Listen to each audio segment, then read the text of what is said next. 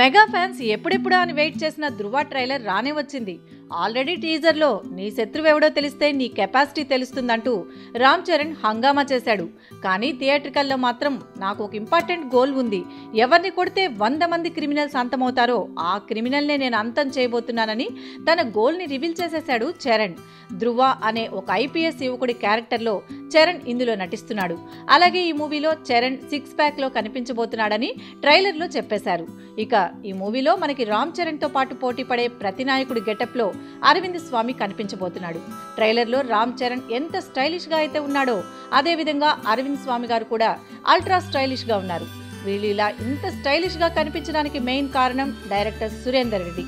ఇప్పటికే ట్రైలర్ కట్తో ఈ మూవీ ఒక స్టైలిష్ యాక్షన్ థ్రిల్లర్గా ఉంటుందని సురేందర్ రెడ్డి చెప్పకనే చెప్పేశాడు. మొత్తానికి అన్ని కార్యక్రమాలను కంప్లీట్ చేసుకుని డిసెంబర్ 9న థియేటర్లో సందడి చేయడానికి రెడీ అవుతోంది. మెగా ఫ్యాన్స్ మాత్రం రామ్ చరణ్ ఈ మూవీతో అన్ని రికార్డ్స్ దుమ్ము దులపడం ఖాయం అని అంటున్నారు.